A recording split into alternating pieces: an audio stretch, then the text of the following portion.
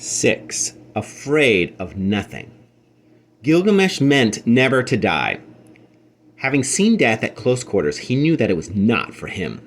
It made a nonsense of all endeavor, made fame worthless, made achievements hollow.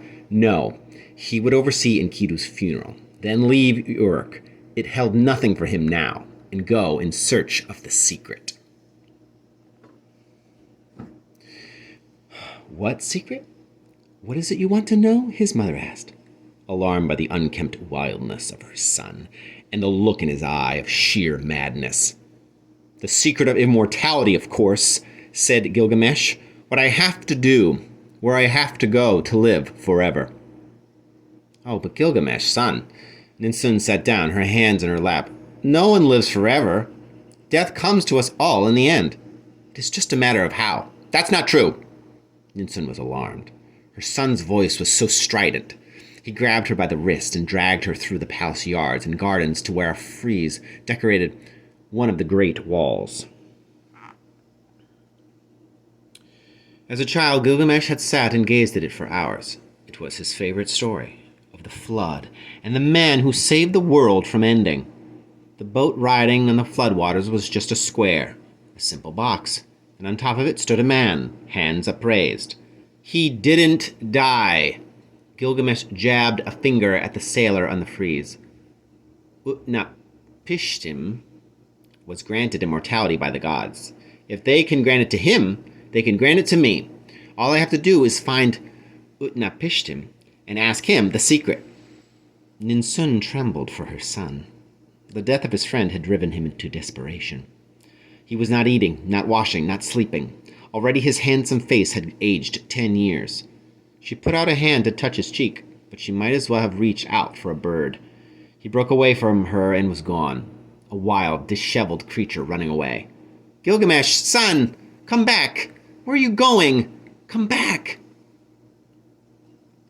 The king of Uruk ran out into the wilderness. Soon his hair, once so curled and glossy, hung in a dusty, matted mass down his back. Past his waist, and his kingly robes were ragged. He drank the same muddy waterholes as gazelles and hogs. He asked the beasts in the bushes and the trees, "Where can I find Utnapishtim?"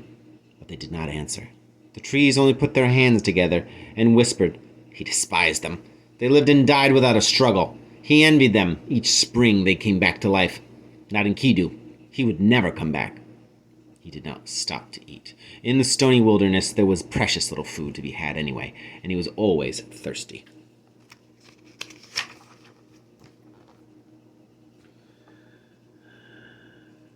The fat melted off of him like sacrificial butter, leaving his shanks thin, his wrists and ankle bones looking over large. In the daytime, the sun burned him raw, and sweat trickled down his hair in droplets. By night, the cold was so terrible that blood from a cut froze before it touched the ground. But on he went, as if death were dogging his trail. At last he came within sight of the mountains of Mashu, an awesome sight to a man of the plains. So high that they pierced the sky itself, so jagged that they sawed land from sky. They recalled memories of his earliest childhood. As a boy, his father had brought him this far on a hunting expedition. The memory even now made the hair stand up on the nape of his neck. Lions. He remembered lions, such numbers of lions that the journey had been abandoned. On that journey that such number of lions that the journey had been abandoned.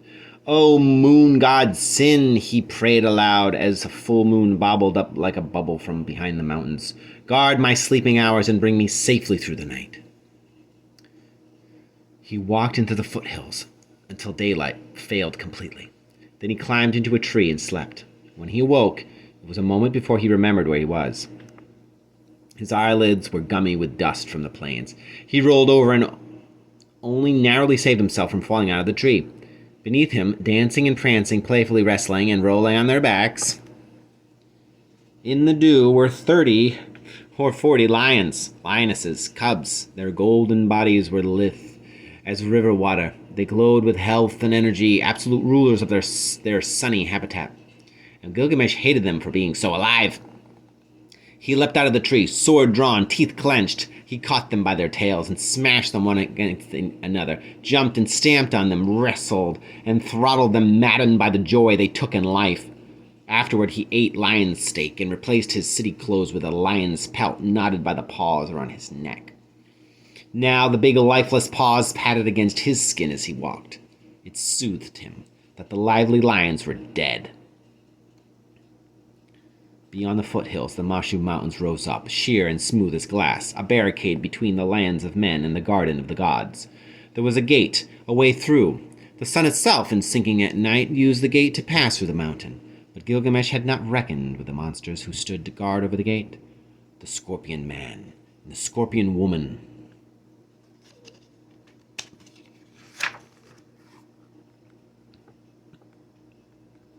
Their heads were helmeted with smooth black scales, the eyes lost somewhere behind their flaring nostrils, the beards, both man and woman, as black as thunderclouds. Their lower bodies, balanced on crackling, scuttling legs, were invulnerable to arrows or fire or sandstorm, to the heat of the sun as it rolled past them with each evening, in the cold with the darkness which followed. And arching over each head like a great bulbous black mace hung the poisonous tip of a scorpion's tail. They rarely had cause to use their stings. The very sight of them sucked a man's heart flat, drained it of blood, left him whitely dead of shock. When they saw Gilgamesh striding out towards them, they were both astonished and intrigued. "He must be one of the immortals," said Scorpion Man. "Two parts, yes," said Scorpion Woman, "but one part is human. Can you not smell it? Can you not smell flesh and blood?" She called out to Gilgamesh, "Halt! Who dares approach?" "I am looking for Utnapishtim, whom they call the Faraway, and who lives at the place called Paradise Shore, beyond the Garden of the Gods. My name is Gilgamesh, king of Uruk, and I believe this is the way I have to go." The scorpion beings trembled, a sound like a million land crabs sloughing their shells. "To do that you would need to travel through the mountain, 12 leagues without light. What is so important that you should attempt the impossible?" They noticed that Gilgamesh's feet were never still. Even now he trod water like a drowning man.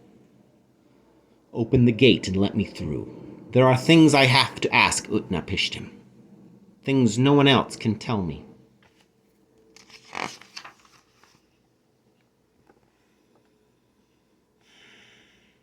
The scorpion beings marveled at his perseverance. "Are you not afraid, Gilgamesh? Do you know nothing of the fear that keeps your fellow men at home? We admire your courage, king of Uruk, we do. But turn back now, if you love life." The expression then on Gilgamesh's face made even the scorpion beings blanch. His soul looked out at them through his eyes, and his soul was in torment. "I had a friend," he told them. "The best friend a man ever had. His name was Enkidu. We did everything together. But my friend died. He died, do you hear? I thought that if I argued for him, I could save him. I thought that if I held him in my arms, the gods couldn't take him away. I thought that if I cried long enough, my tears would bring him back to life. But I was wrong. Enkidu is dead and gone, and thanks to him, not afraid, did you say? I'm so afraid I don't care if scorpion men stand in my way. That's all I can do to see the path in front of me. I'm so afraid. This death has turned me into such a coward that I can't sink any lower into fear. And what good is a king who's too afraid to sit in his own city? What good is a hero eaten up with terror?" The scorpion beings laid aside their weapons. They heaved open the fire-scorched gate, which had only ever opened for the sun. "Pass through before nightfall, Gilgamesh of Uruk. If you do not lose your wits in the dark, you may at least last reach the Garden of the Gods, and may the gods grant you an answer to your questions, or an easy death."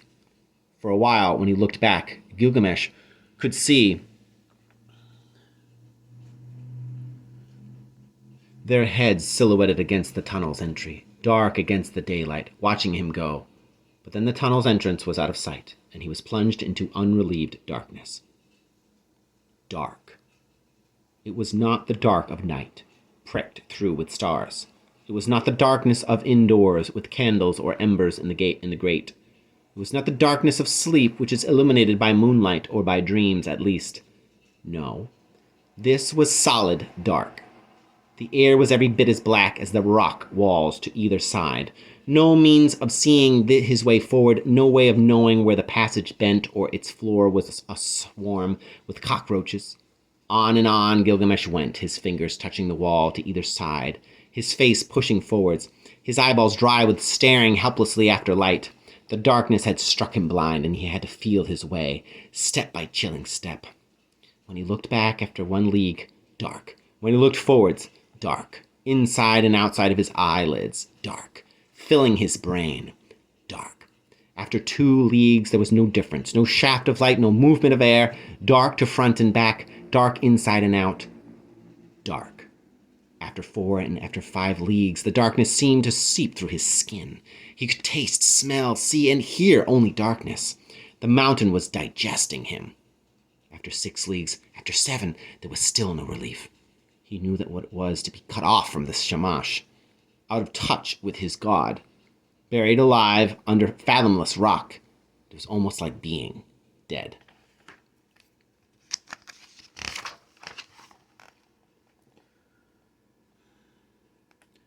After 8, after 9 leagues, he might as well have been born without eyes.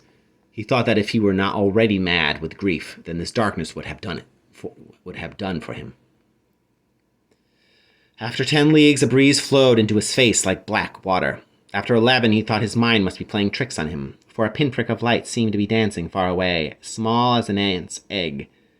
As he felt his way forward, the pinprick grew into a circle, and through the circle strayed a few weak rays of light. Blinking and stumbling and blinkering his eyes with both hands, he ran out of the tunnel and into a garden.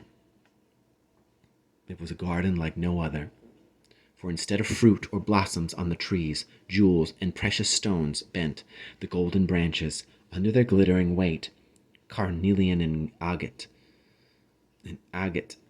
emeralds and peridots, zircons and opals, jet pips encased in ruby berries, lapis leaves, flickering pearls as big as snowberries, branches of coral and trees of onyx all tinkled and twinkled amid umbelliferous flowerheads of silver. Even the dew was diamantian. After the dark, the absurd magnificence dazzled Gilgamesh.